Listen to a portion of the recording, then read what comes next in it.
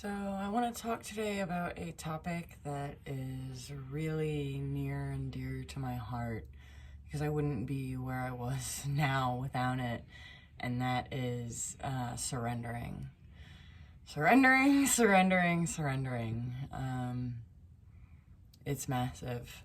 Now, before I get into this, I just want to state, and I mentioned this in my first video, but if anybody who hasn't seen that, use your discernment. Know that you have all the answers within. Don't take anything you see as solid truth. Even if you meet with a guru, if you read a spiritual text, there are sprinkles of truth within everything, and everybody is unique. Everybody has their own perspective, and everybody has their humanness that can muddle things up. So go within. Take things into consideration with an open mind, but don't just take things that you see on the internet as face value, okay? So this is my perspective. This is my experience. This is my opinion. And I myself am constantly trying to expand and grow my perspectives, my opinions, to become nothing so that I can be everything. So yeah, I just invite you to keep that in mind, that this is my perspective. Take it or leave it. Take what resonates, leave the rest. So, again, I wouldn't be where I was without surrender. I have been brought to my knees again and again and again. And once I started to surrender to that, I started to learn just how incredibly powerful that process is. You see, the nature of the universe is entirely paradoxical. And it's in surrendering that we find our true power.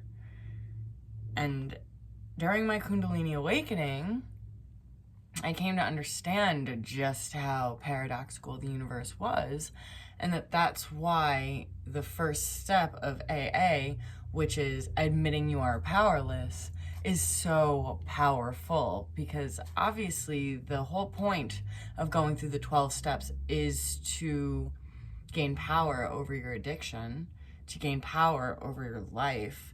And so it is paradoxical to start that journey by admitting that you're powerless, but that's just the way things seem to work. So now, when things get really heavy, when things get really difficult, when I'm faced with a lot of loss or obstacles, things that, again, bring me to my knees, things that bring out the heaviest emotions within me, I see that as a blessing because I know what's on the other side of that now. I've come to understand how to handle that process to reap the most reward from it, to turn that lead into gold. And I know that if I allow it to be, that it's just the rain before the rainbow. See, there are so many metaphors in nature. We can learn so much about ourselves by viewing nature. And truly, that is one of them. The rainbow comes after the rain. More so if you allow it, if you surrender to the rain. So now, when heavy things happen, I throw up my hands, I say, this is really hard, and I freaking surrender. And I'm grateful for wherever this is gonna take me. Now, I don't know what it's gonna look like on the other side, if I'm in a dark night of the soul, or if some really heavy shadow stuff is coming up, or if my entire life around me seems like it's falling apart, the rug's been ripped out from underneath me. I don't know what's on the other side of that, but I have truly come to deeply trust the process. And so I just ride the ride in that intense faith, knowing that there's beauty on the other side, and there is, you know. Much like the caterpillar that goes into the chrysalis, it's not a pretty process. It's not a little caterpillar going to take a nap and then coming out a butterfly. No, it melts. It essentially disintegrates. I would imagine that that's painful. It's certainly horrific to think about. And that's what metamorphosis is. And if we can sort of just shift our perspective on pain, on hardship, on loss, on obstacles, and we can see just how beautiful all of these things can be. We can let them turn us in to a butterfly. And so I just want to add that it's incredibly important that a part of surrendering, though, is surrendering to your humanness and to fully feeling the emotions. I'm going to post a video about how, non-duality, as it's being taught in a lot of circles, in my opinion, has completely got it wrong, and that it's all light and love and positive emotions all the time. That's not real. That's not where your power is. We are humans, and our emotions have the potential to essentially open portals into new dimensions of being, into new dimensions of ourself. And this is something that I've learned through experience. So when I'm in these processes of loss, hardship, fear, whatever it may be, I surrender to my human feelings, to the gut wrenching, to the crying, to the screaming, whatever I need to do to acknowledge and feel my humanness. Now, that doesn't mean go out and project your feelings onto others. It doesn't mean you go out and you start picking fights. No, it means you sit with yourself and you allow yourself to feel. You allow yourself to be human. Now, something that I've found, and there are Buddhist teachings about this actually, and it's incredibly fascinating how effective this is, that there is a way to deal with emotions that totally changes the game. See, what I've found is it's not the sadness or the fear or the pain that causes the suffering. It's our repulsion of those things. It's our resistance of those things. So a practice that you can try is to sit with them, to really just sit with them and feel, because our society really teaches us we gotta be happy-go-lucky, go on all the time. Put that away. Sit in a quiet and safe space. Feel into your body.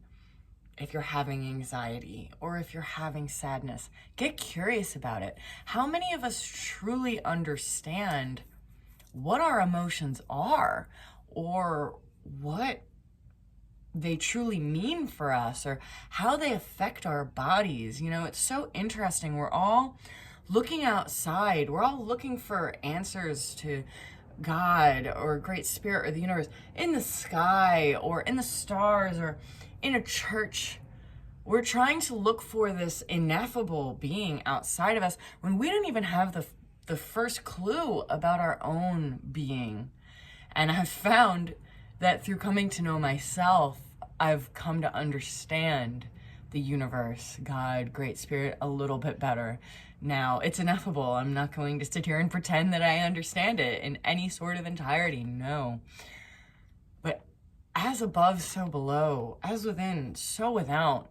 And what's within us is within Source, because we are reflections of Source. So if you want to get to know Source a little bit better, get to know yourself, right? So sit when these heavy emotions come up, sit with them and say, okay, I'm anxious. How does this feel? What does this feel like in my body? Oh, okay, it's tight in my stomach. And just really start to explore it with curiosity. And the fascinating thing is that suddenly it loses its power over you.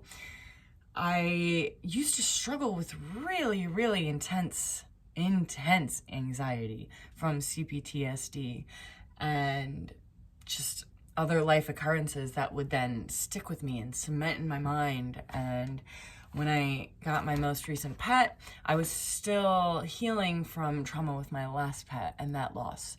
So going out of the house and leaving my cat alone at home was difficult. My stomach, I'd feel tight like this. And at first I was like, okay, don't think about it. Just push it away, push it away. And that wasn't working. that anxiety was still gnawing at me and I couldn't be present. So I started trying a different approach. I was driving to a Broadway musical with my mom and I was feeling this anxiety and I said, Mom, just give me a second. And I closed my eyes and I said, okay, I'm anxious. What does this feel like?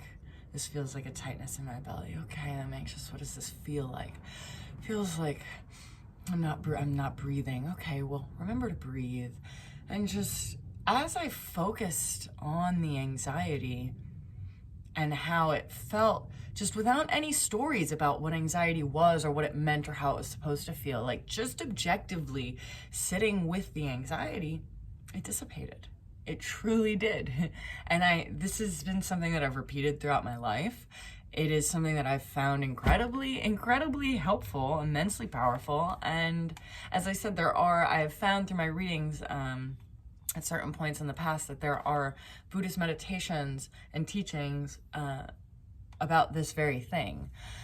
So I recommend you give it a shot. We need to stop running away from our feelings because we are human. We came here to have the human experience. And the fact that we can feel all of these things is actually quite profound and beautiful. The entire array of emotions is quite profound and beautiful. And without the heavier ones, we wouldn't be able to understand or experience or appreciate the lighter ones. So all of it's valuable. All of it makes up who we are.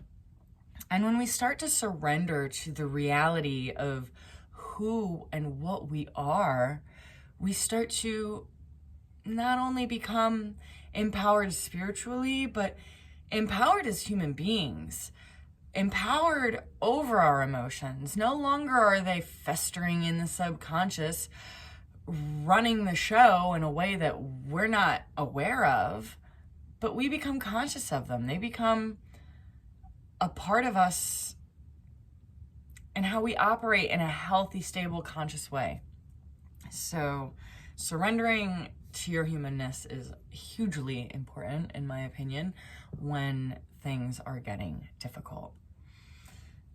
Now, it's funny because so often we're desperate to try to control things. We want to control everything, okay? But when you sit and you think about it, there's actually very, very, very, very little that we have control over. We don't control the weather. We don't control how other people are going to react to what we say, think, or do. We don't control if there's going to be traffic on our way to work. All we can control is how we react to things, how we face obstacles, whether we choose to fester in something seemingly negative, being a negative, or we choose to alchemize it into a positive for ourselves. So it's another huge thing. The more we surrender, the easier things become because we're sort of running this uphill race against something that's not real. Controlling everything. It's just not real. And that brings suffering. And I don't know about you guys, but I have been on a journey of looking to suffer less and less. And it's been a beautiful journey and it's been so profound and wildly effective. And again, to sort of circle back a little bit, I think some people don't fully understand that not suffering doesn't mean that you don't experience pain. Pain and suffering are not the same thing. You can experience pain without it having to be this prolonged suffering. And so the more we surrender, the more we accept the full breadth of emotions and the full spectrum of the human experience, the less we suffer. The more things are able to come and go as waves on the shore, as opposed to clinging, because the more we resist something, the more it stays stuck up inside of us. So I just want to talk about a few examples of important surrenders that brought amazing results And it's so funny. We read these mythologies or we look at so many of these stories and we think that they're just stories, but they're not. They are analogies, they are metaphors for the reality of the human experience. For example, Odin hung himself from the tree to gain wisdom. He surrendered. Hanging from a tree for 9 days? Does that sound comfortable? No, of course not. It does not sound comfortable. Inanna, the goddess, she made her descent into the underworld where she was stripped of everything, and essentially died a painful death to then be reborn and ascend out of the underworld more powerful than ever. So Odin gained wisdom. Inanna gained power, wisdom. And if you've seen The Lord of the Rings, you see in the scene where they're running away from the Balrog and Gandalf is like, "You shall not pass." And they think they're good. They think they're cool. And it's funny that this is actually rather metaphorical for just like doing shadow work and growth in general, this whole scene. But it's like, oh, okay, I defeated that beast and then I'm just going to turn my back. And the Balrog, that one last lick of the whip, it got Gandalf's ankle and pulled him off the side. Now, if you really watch that scene and pay attention, Gandalf tries for maybe a second to pull himself back up. But then it's very obvious that he makes the conscious decision to let go. He's not fighting for his life, cannot fight anymore, and then falls. He goes, you know what? I'm going to take this journey into the underworld. I'm going to take this descent into hell. Boom, into the darkness I go. And what happened? He came back as Gandalf the White, more wise, more powerful, more loving, and more whole than he had been prior. So, essentially, when we are faced with these hard and heavy things, it is an opportunity to take that hero's descent into the underworld, into the heaviest, darkest parts of ourselves, to understand more about ourselves, to understand more about the nature of reality, to grow and to heal. Our pain can lead us to our power. It is not something to reject. It is something to surrender to. It's a beautiful thing. It is a gift. It is a necessary part of alchemy because you cannot create the gold without that lead. So I'm not saying run around and create painful situations and go, asking for lead. Obviously, that would be, do as you will, but seems a bit much. We need balance. But when it comes, when that lead comes, when it's handed to you, say, oh, okay, this is a beautiful gift. Say, I look at it now as it's this package wrapped in thorns and it's very bloody and uncomfortable and I'm pulling apart the thorns to get underneath because what's inside is a diamond. It's a freaking diamond. So don't be afraid to get your hands a little bloodied and unwrap that package. Underneath is a diamond and it will be so, so worth it. And on the other side, you take this breath and you just feel incredible. You feel empowered. And so I just want to share a little bit about my personal experiences with surrendering and where that brought me. Pardon, my throat's a little dry from the get-in. Water is so amazing, okay? I'm going to just, side note, make sure you're drinking enough water, man. It's something that a lot of people don't think about. They fail to do. We are mostly water. And what's so beautiful too is water is so deeply conscious. There's actually a scientist now. I don't want to get too sidetracked, but I need to share this because my little ADHD mind is going down this rabbit hole. There is a scientist who apparently has been showing certain things to water and then freezing it and it's crystallizing in the shape of the thing. So there's like amazing work being done to prove the consciousness of water. In my opinion, everything is consciousness. I believe I touch on that in my intro as well, in a pretty crude way. But anyway, just water is so amazing. It's so cleansing. It's so healing. And it is absolutely vital. But be careful to not go crazy with it and drink too much, because the poison is in the dose. And I actually did have a day where I drank too much water and it really jacked me up. So be careful not to do that. I be learning lessons the hard way sometimes. But you know what? You can either have knowledge or you can have wisdom through gained experience. And my soul chose the latter. And that's okay. That's okay. I didn't die. But did you die? No, I didn't die. But I've learned. So be careful. Don't drink too much, but drink the right amount of water, all right? Drink your water. Anyway, so in 2023, I had a Kundalini awakening. It was really intense. I knew I was on the path of spiritual awakening. I had done Kundalini yoga, but ironically enough, had never heard of a Kundalini awakening. Now, I'm not going to talk about it too much right now because I'm going to make a whole video about that. But, yeah, it was not what I expected. And I'm glad that I had spent so much time healing already prior to it happening, because it really stirs things up. Anyway, and it really shifts things on the outside of your life too, it would seem, in order to stir more things up. All for healing and growth, right? Everything, I believe, is for our benefit. So I had the Kundalini awakening in July. In December, my dog passed away. Now, my dog had been like my baby. I don't have any children. I'm 32 years old. She was my first dog. I had had cats, but anybody who's had both, I'm very much a cat person, so this is not a knock on cats. I am so a cat person, but just that intense baby love that the dog gives you, you know, it was really powerful as a first experience. And so after a battle, for about 2 weeks in the hospital, my dog died. And I had been somebody who my entire life, I had such immense guilt and shame,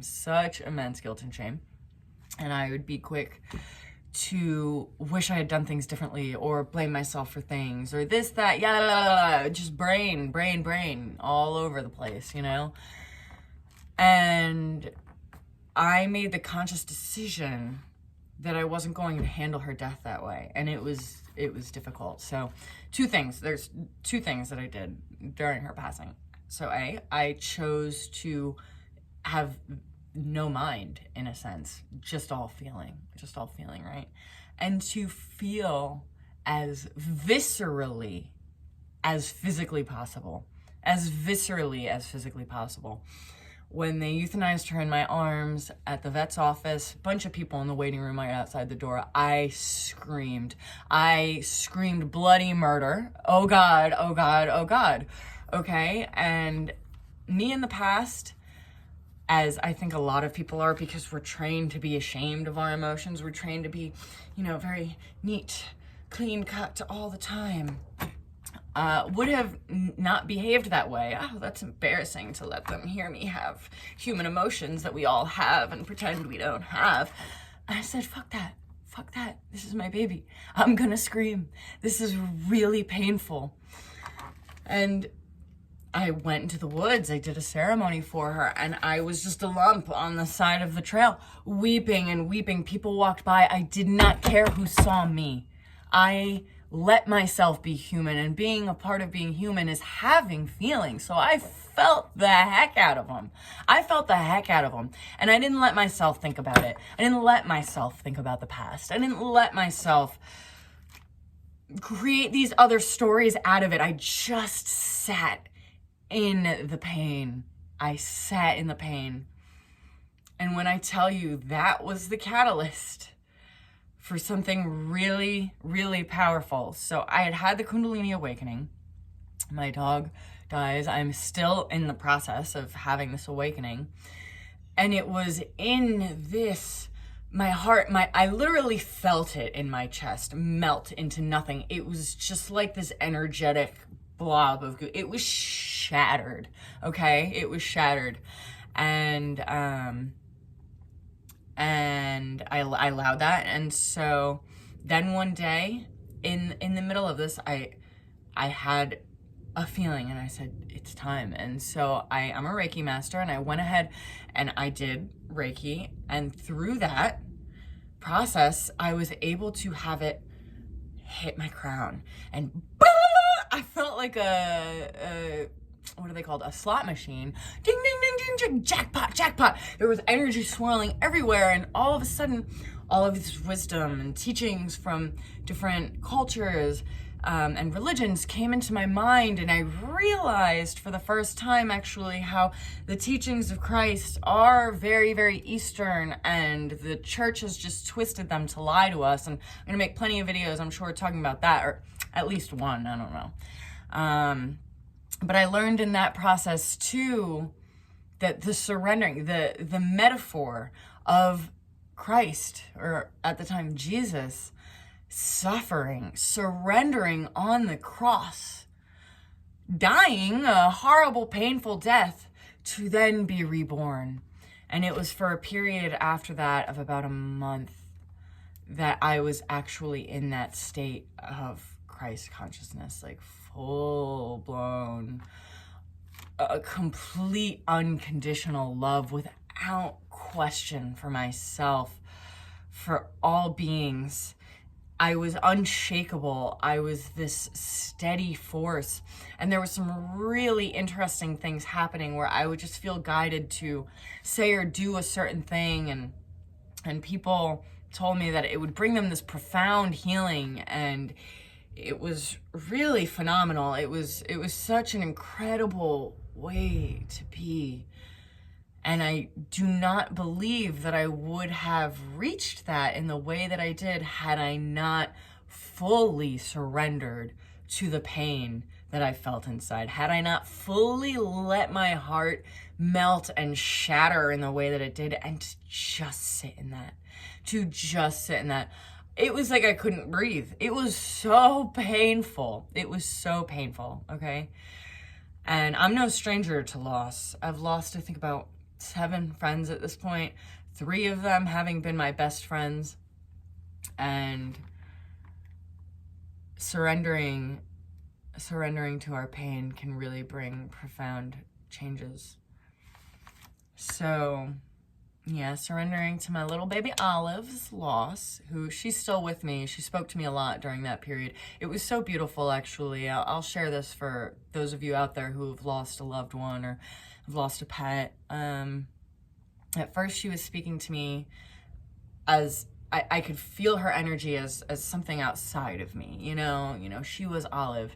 And then as this process progressed, all of a sudden, I knew it was her speaking to me, but it also felt like myself. And I said, what's going on here? And she goes, we were never separate, Jillian. That was just an illusion. And part of the energy signature of dogs actually is to hold that frequency of unconditional love that we struggle to have for ourselves. And what a powerful teaching from this tiny little 6-pound dog, man. It was so powerful. So basically that reintegrated into me, and we never were separate. Never, never, never. Nothing ever is. It's an illusion. It's part of the game that we play here in the physical realm. And it's an exciting game. And as soon as we stop suffering so much and we see everything as just a part of this exciting game, it just, the good, the bad, and the ugly can all be such a beautiful freaking part of it. So then my grandma died. And now prior to that, you know what? I think I'm getting my stories mixed up. My grandma died in September. My grandma died before my dog did.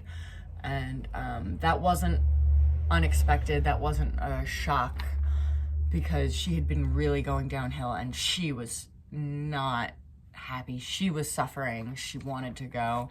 So as, you know, as much as we love and miss her, it was a little bit of a different situation.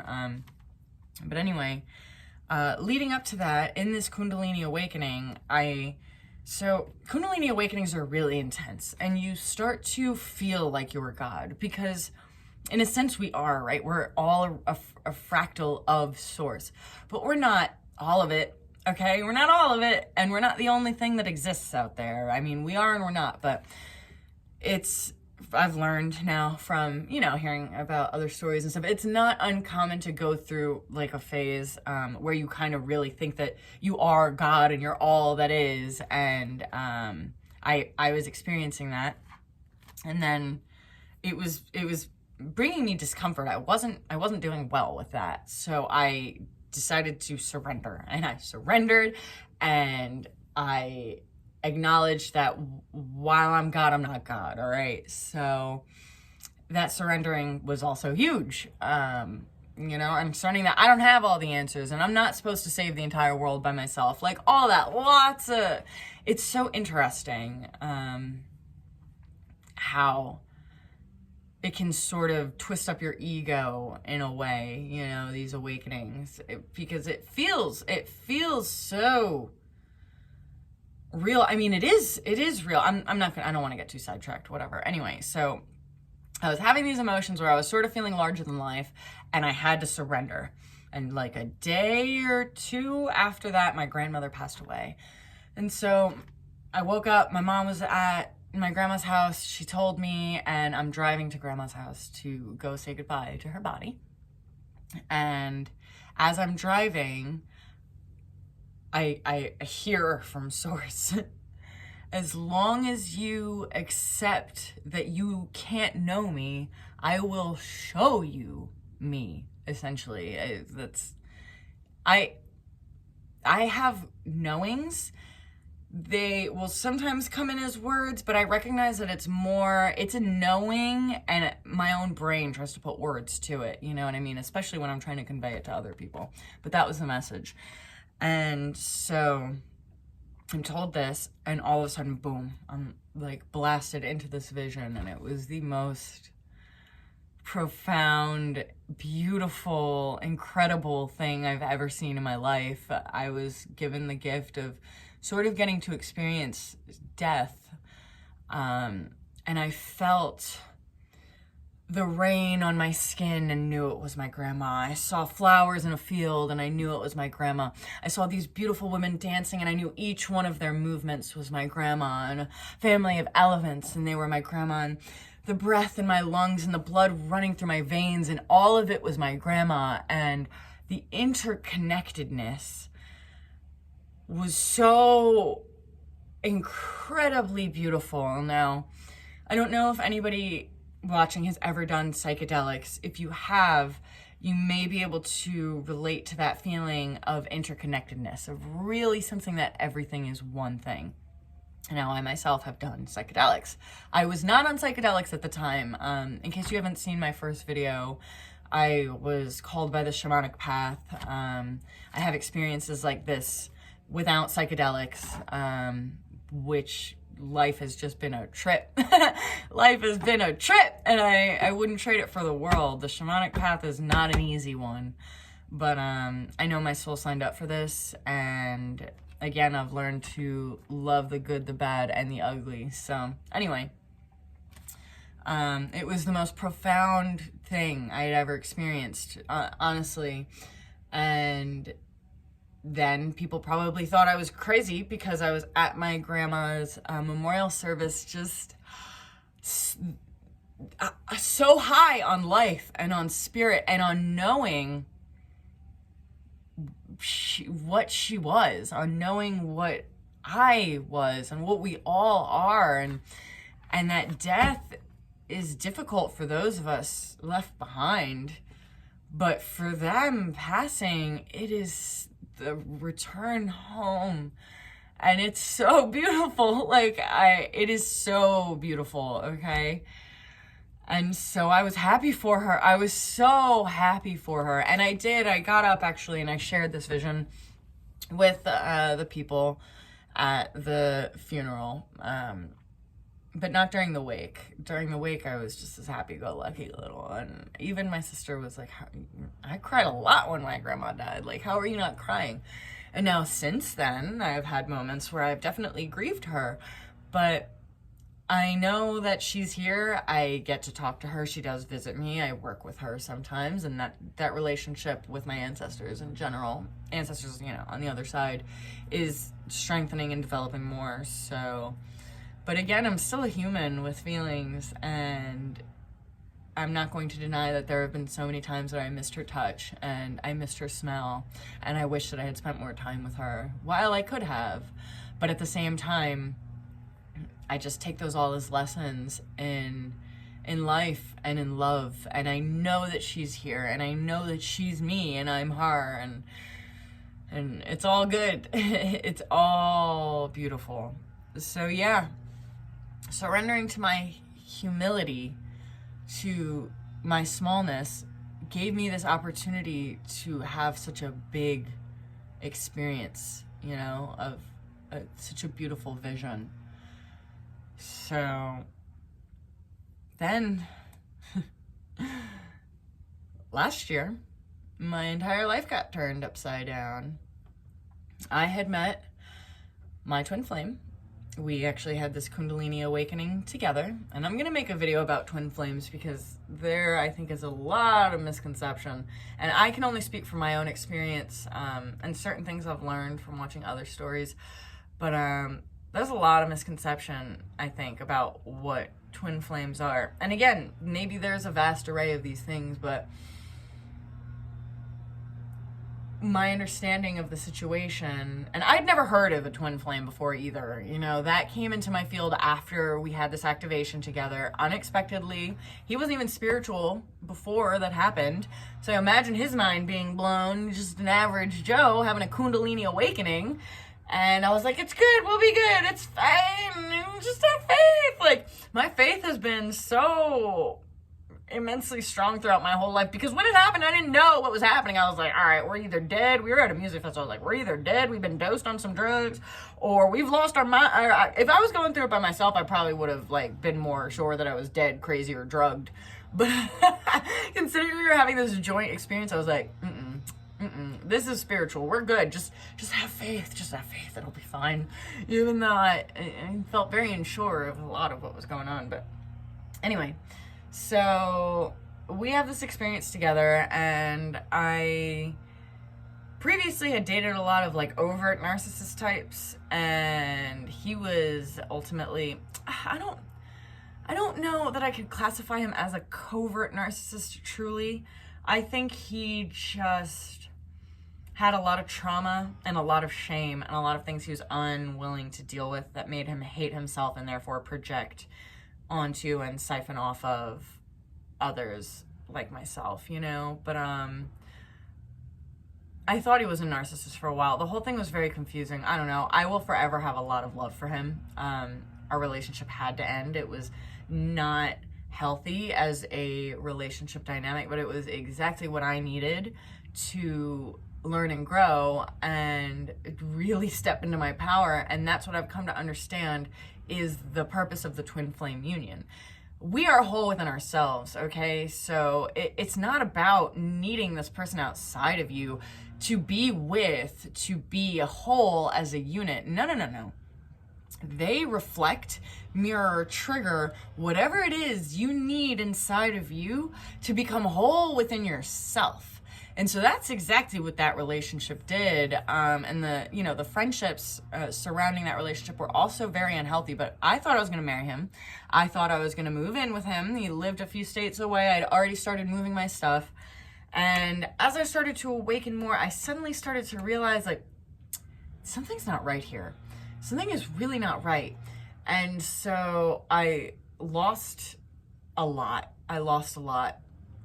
And I abused ketamine and hurt myself physically. So now I've lost what I thought was the love of my life. I had lost all these new friends and the entire future that I thought I'd built. I lost my health. I had nerve damage all over my body. My gut health was in shambles. That's my Yeshabu. That's Yeshua scratching that up. If you met him in the first video, he's a handsome boy. Anyway, he just wanted to say hi. Anyway, I lost my health.